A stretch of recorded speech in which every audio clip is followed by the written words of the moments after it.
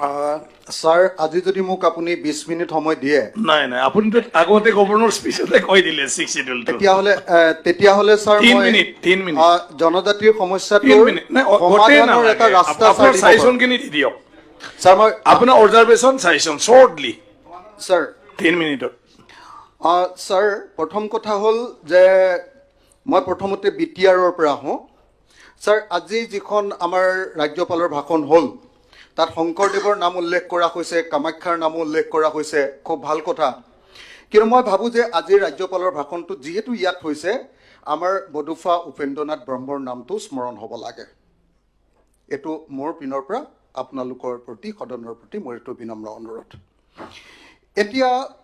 আমি দেখিছোঁ যে বিটিআৰটো যদি সঁচাকৈ ভালকৈ কাৰ্যকৰী হ'ব লাগে তেতিয়াহ'লে ফাণ্ড পজিশ্যনটো বাঢ়িব লাগে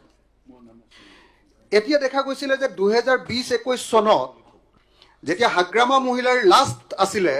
তেতিয়া বিটিআৰৰ বাজেট আছিলে 680 কোটি টকা ষ্টেট গভৰ্ণমেণ্টৰ পৰা SOPT যিটো 680 কোটি টকা সেইটোৰ পৰা প্ৰত্যেক বছৰে 10%কে যদি বাঢ়ি যাবলৈ হয় 2025-26 চনত আচলতে আজিৰ দিনটোত বিটিআৰৰ কাৰণে বাজেট হ'ব লাগিছিলে 1095 কোটি টকা কিন্তু ষ্টেট গভৰ্ণমেণ্টে এইটো কমাই 800 কোটি টকা কৰিছে গতিকে মই মুখ্যমন্ত্ৰী ডাঙৰীয়াত উপস্থিত আছে মই মুখ্যমন্ত্ৰী ডাঙৰীয়াক অনুৰোধ জনাইছোঁ যে আৰু 295 কোটি টকা বিটিআৰক দিয়াৰ ব্যৱস্থা গ্ৰহণ কৰিব লাগে ঠিক তেনেকৈ মই ভাবোঁ যে ডিমা হাছাও অট'নমাছ কাউন্সিল আৰু কাৰ্বি অট'নমাছ কাউন্সিলৰ ক্ষেত্ৰতো 10%কে বঢ়োৱাৰ যিটো নিয়ম সেই অনুসৰি ডিমা হাছাও অট'নমাছ কাউন্সিল আৰু আপোনাৰ কাৰ্বি অট'নমাছ কাউন্সিলকো ফাণ্ডটো SOPT বা ষ্টেটৰ পৰা দিয়া ফাণ্ডটো অলপ বঢ়াব লাগে এইটো দুৰ্ভাগ্যজনক কথা যে এবাৰ চেণ্ট্ৰেল গভৰ্ণমেণ্টৰ ফাণ্ডটো বিটিআৰৰ ক্ষেত্ৰত কমাই দিছে মই আশা কৰোঁ আমাৰ ষ্টেট গভৰ্ণমেণ্টে চেণ্ট্ৰেল গভৰ্ণমেণ্টক এইটো বঢ়াবৰ কাৰণে অনুৰোধ কৰিব এতিয়া মই আপোনালোকক ক'ব খুজিম যে আচলতে বিটিআৰ যিখন চুক্তি হ'ল মই 6 শিডিউল গোটেইটোলৈ যোৱাৰ আগত বিটিআৰ চুক্তিখনত সৰ্বমুঠ চৰকাৰে কৈছিলে যে 79টা আমি কাম বিটিআৰৰ কাৰণে কৰি দিম 79টা কাম কৰি দিম অলপ আগতে মই মুখ্যমন্ত্ৰী ডাঙৰীয়াৰ লগত কথা পাতিছিলোঁ তেতিয়া তেখেতে ক'লে যে অকল এটাহে কাম বাকী আছে গোটেইখিনি কৰিলোঁ মই দেখিলোঁ যে গোটেইখিনি মই নিজে ইয়াতে একদম ধুনীয়াকৈ বনাই আনিছোঁ ৰিচাৰ্চ কৰি সব মানুহৰ লগত কথা বাৰ্তা পাতি যে আচলতে বিটিআৰৰ চুক্তিত 2020 চনত 27 জানুৱাৰীৰ তাৰিখৰ দিনে যে 79টা কামৰ প্ৰতিশ্ৰুতি দিয়া হৈছিলে তাৰ কেৱল 24টা কামহে এতিয়ালৈকে কৰা হৈছে অৰ্থাৎ 30.37%হে কাম কৰা হৈছে আৰু বেছিভাগ কামেই এতিয়ালৈকে কৰা নাই মই ভাবোঁ যে অসম চুক্তিৰ নিচিনাকৈ আকৌ বিটিআৰ চুক্তি কাৰ্যকৰী কৰিব লাগে বুলি যাতে বড়ো মানুহে আন্দোলন কৰিবলগীয়া নহয় আকৌ যদি বড়ো মানুহে হাতত অস্ত্ৰ তুলিবলগীয়া নহয় তাৰ কাৰণে এবছৰৰ ভিতৰতে বিটিআৰ চুক্তি 2020 চনৰ চুক্তিৰ 100% দফাসমূহ কাৰ্যকৰী কৰাৰ ব্যৱস্থা গ্ৰহণ কৰিব লাগে এতিয়া যদি মই কওঁ এটা বা দুটা যদি উদাহৰণ দি দিওঁ মুখ্যমন্ত্ৰী ডাঙৰীয়াই নিজে গম পাব ইয়াত আছিলে অল্টাৰেশ্যন অফ এৰিয়া BTADৰ অল্টাৰেশ্যন এৰিয়াত কৈছিলে যে inclusion of villages having majority tribal population কৈছিলে যে তেনেকুৱা গাঁও আছে মই জনামতে 1100খন এতিয়ালৈকে তেনেকুৱা ট্ৰাইবেল গাঁও ইয়াত অন্তৰ্ভুক্ত কৰিছে মাত্ৰ 60খন exclusion of villages having majority non tribal population যিবিলাক নন ট্ৰাইবেল পপুলেশ্যন যাত 51তকৈ কম ট্ৰাইবেল মানুহ আছে সেইবিলাকক বিটিআৰৰ পৰা কটাৰ কথা আছিলে তাৰ এখনো গাঁও এতিয়ালৈকে কটা নাই সেইটো কটাৰ ব্যৱস্থা কৰিব লাগে তাৰপাছত বিটিআদিৰ আপোনাৰ কনষ্টিটুৱেঞ্চি 40টাৰ পৰা 60টা কৰাৰ কথা আছিলে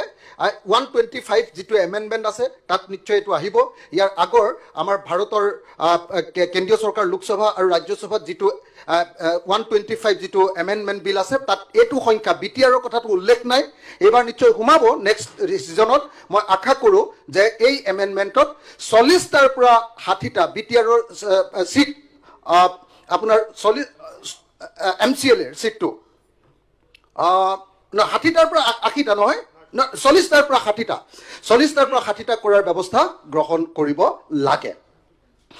এই তিনিটাই কাম কৰা নাই এই তিনিটাৰ ভিতৰত মই দেখুৱালোঁ যে এটাৰ সামান্য অংশ এটা 1100খন গাঁৱৰ ভিতৰত মাত্ৰ 60খন গাঁও এতিয়ালৈকে অন্তৰ্ভুক্ত কৰিছে তাৰপাছত যদি চাওঁ যে review of power and function of BTC তাত 90টা যিটো হেৰি দিয়াৰ কথা আছিলে সেইবিলাকো এতিয়ালৈকে কাৰ্যকৰী হোৱা নাই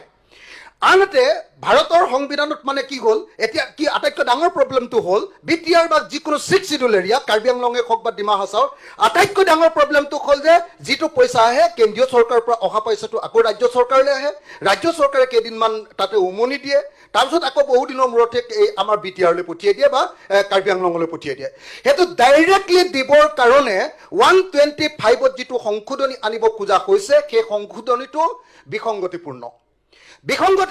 এই কাৰণে যে ভাৰতৰ সংবিধানৰ আৰ্টিকল 275হে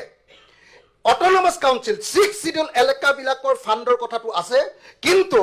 125ত আৰ্টিকল 280 সংশোধন কৰাৰ কথাহে কোৱা হৈছে 280 সংশোধন কৰাৰ কথা কৈছে এইটো অকল আমাৰ ডিষ্ট্ৰিক্ট কাউন্সিল আমাৰ পঞ্চায়তবিলাক ডিষ্ট্ৰিক্ট পঞ্চায়তবিলাকৰ কাৰণে তেতিয়া বিটিআৰৰ মৰ্যাদা হ্ৰাস হ'ব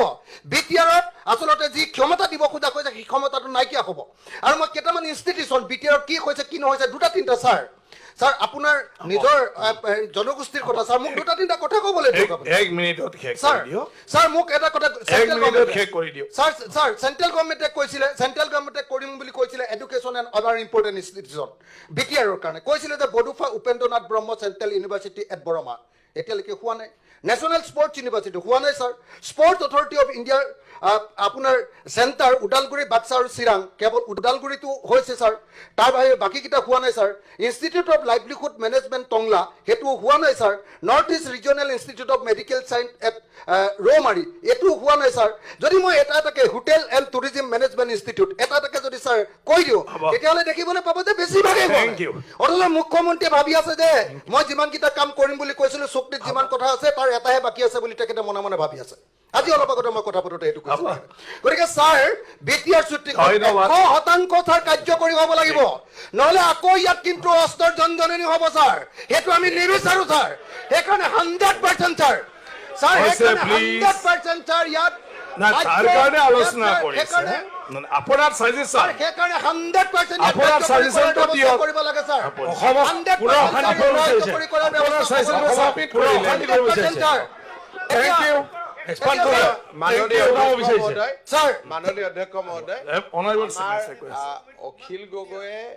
মই তেখেতক অনুৰোধ কৰিম যে ইয়াত এটা খুব ভাল পৰিৱেশত আমি মিলনৰ এটা ভূমি পাতিছোঁ আপোনাৰ ভাষণে